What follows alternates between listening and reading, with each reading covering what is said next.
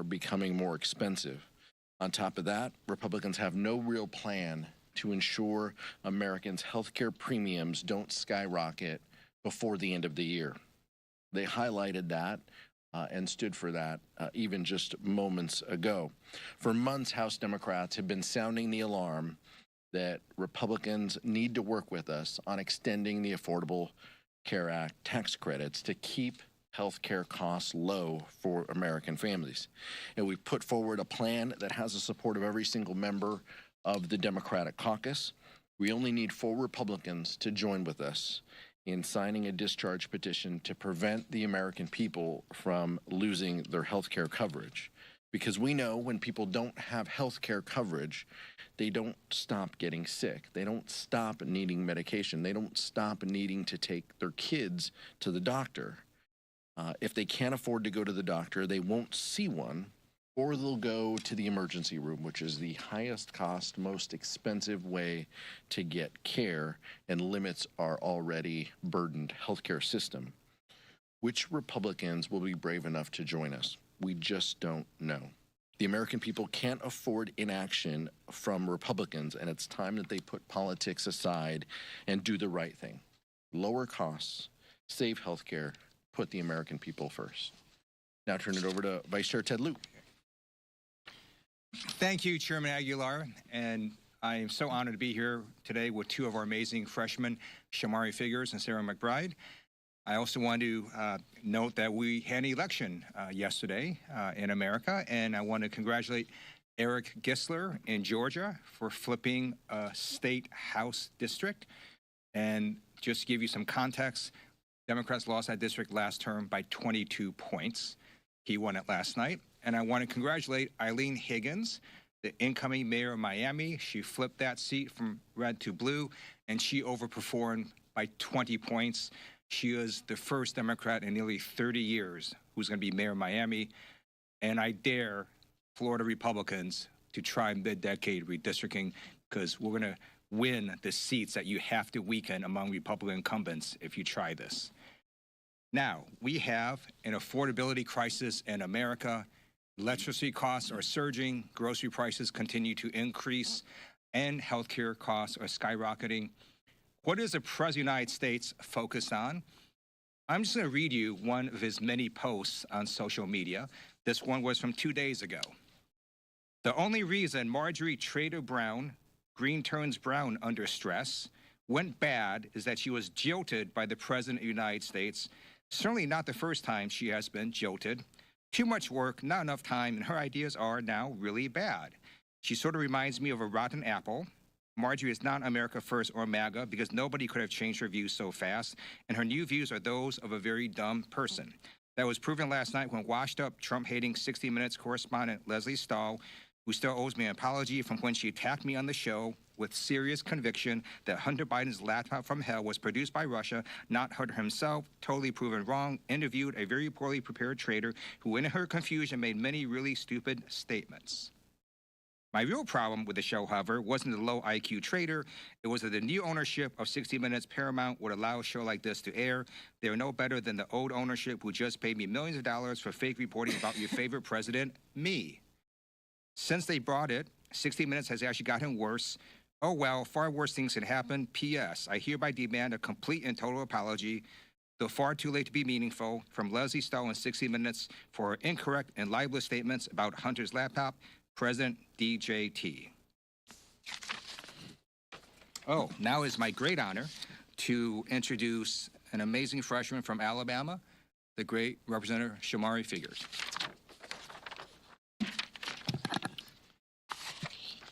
Thank you, Congressman Lieu. Look, we're in the middle of a healthcare crisis, and the stakes could not be higher. Millions of Americans rely on healthcare subsidies to be able to afford coverage, and 50,000 of those Americans are located in my district in Alabama. And it's not just a talking point back home. This is real life for people. I represent one of the poorest districts in the country. The individual median income in my district is just north of $32,000. To say that another way, 50% of the wage earners in my district earn less than $32,000. And so when we talk about 50,000 people's healthcare premiums on average increasing by a little more than double in a district where the income is just north of $32,000 on average, it's more than a talking point. It's something that hits people in real ways in real life. It's not something people can afford. And beyond the personal side of it, my district as a whole is one of the worst for healthcare access and outcomes in the country. I have 13 counties in my district. You can only deliver babies in 2 of the 13. 10 of the 13 counties either have hospitals that have closed, are in the process of converting to REHs so they don't close, or are on literal financial life support under the threat of closure. And by the way, the largest hospital in my state capital of Montgomery, which I also represent, which is one of only 2 hospitals in that county, is in the middle of a bankruptcy. And so healthcare access is something that is deeply personal to my district, and to make the cost of healthcare unaffordable for people, completely unaffordable, to put it completely out of reach for people is something that is irresponsible and something that we have the ability to be able to stop, because it's going to put more stress on the hospitals that we still have. And people are going to continue to suffer some of the worst healthcare outcomes, because all of that I just said is all in a district that has the 3rd lowest life expectancy in America. And so this is something that we have to get Republicans on board to fix. We just need a few. We just need a few to join us to do the right thing. We need a few to step up to the plate, to show that they understand and they know that supporting life doesn't end at birth. It is something that we can do, and something that we need to do here in Congress to make sure that the American people, in the richest nation that the world has ever known, that healthcare coverage, healthcare access is not something that is a luxury that is only available to the wealthy. It's something that is only available to the few. And so I am proud to stand here with my colleagues to bring up this issue once again, yet again, something that we have been pressuring now for since I've been here in Congress for the better part of the last 10 or 11 months, but something that obviously Democrats have been pushing for decades. And we're going to continue to wave this flag. We're going to continue to beat this drum. We're going to continue to do this on behalf of the constituents in Alabama's 2nd Congressional District and those across this country, because it's the right thing to do. And with that, I'll turn it over to Representative Sarah McBride. Thank you so much to my fellow freshman representative figures, and thank you so much, Chair Aguilar and Vice Chair Lieu, for inviting us today. Across Delaware and around the country, families are being hit from every direction, at the grocery store, at the pharmacy, and of course now in their healthcare premiums. In 2024, Donald Trump promised the American people that he would lower costs on day one. But we all know that whether it's his business partners, people who worked for him, or the American people, the one through line throughout Donald Trump's life is that he has never met a promise that he was not willing to break. Because 1 year into the 2nd Trump presidency, all we have are a litany of broken promises and billionaire tax breaks. This affordability crisis is not a hoax. It is a choice by congressional Republicans and by Donald Trump.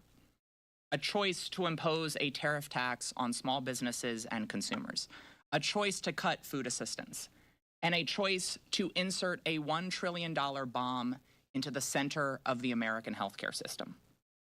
That bomb is now going off. Premiums are skyrocketing. The largest cut to Medicaid in American history is on the horizon. Rural hospitals and doctors' offices are already closing. Trump Care has arrived, and it is dangerous and it is deadly. I hear it every single day back in Delaware.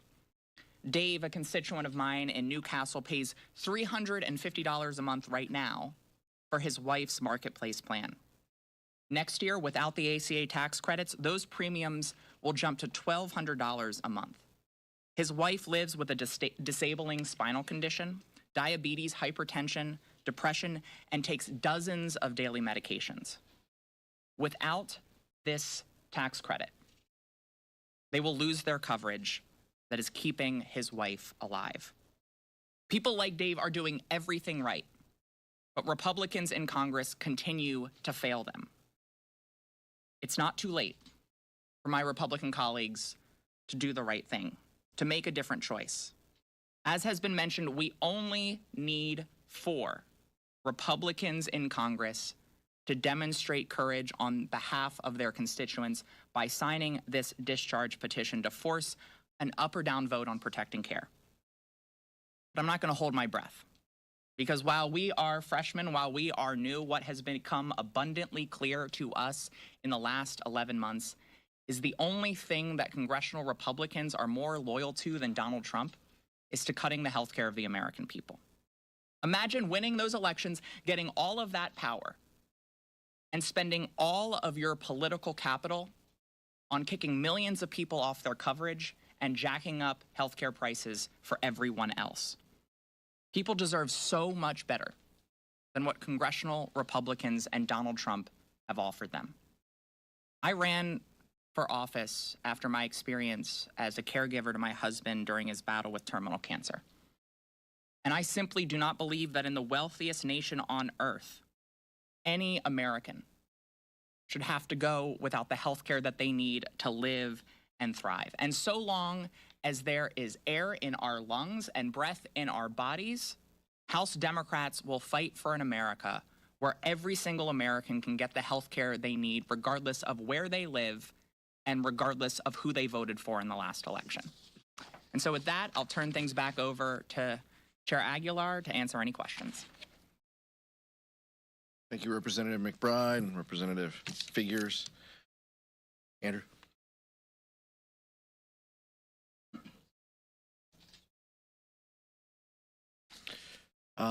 I think that what Robert Kennedy Jr. has done to the healthcare system, what he stands for, his latest support for decisions that reduce Americans' access to vaccines are deeply troubling from a public health perspective. I understand that members have frustrations and concerns about it. I don't know how successful those measures would be in a Republican-held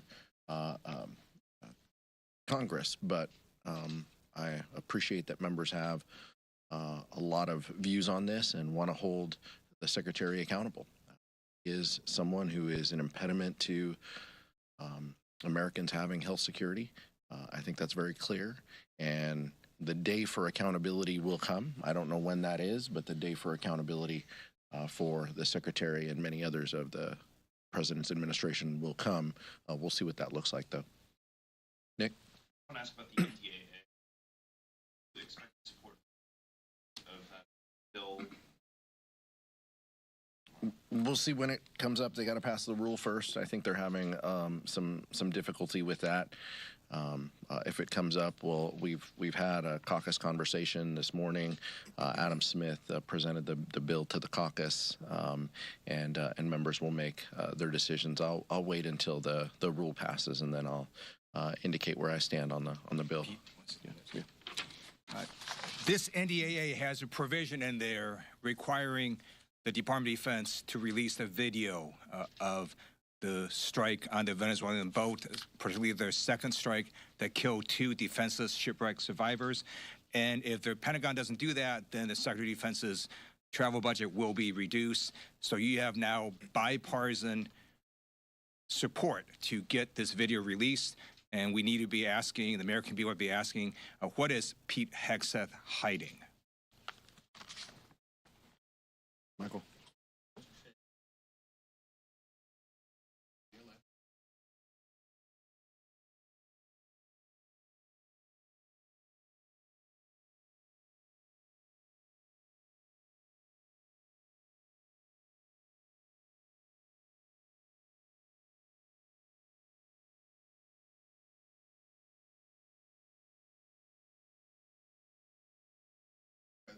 To get, do you believe the more that smaller make? What do you make of?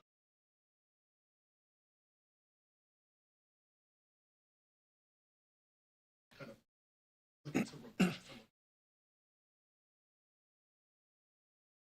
Sometimes it's a long 16 blocks from Capitol Hill to the White House. Clearly, it's taken the president quite a long time to understand the affordability crisis that we're in. I think the event yesterday was one of the first I've seen that the president wasn't attending a sporting event or something else. But saying that the economy is a plus, calling the affordability crisis a hoax, these are things that the American people just know aren't true. He's lying. House Republicans are lying. They know that. They know that the affordability crisis is at their doorstep. They know it is more difficult to live under the Trump economy than it was previously.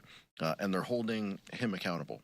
And that's coming through, not just in public polling, but it's coming through in our elections.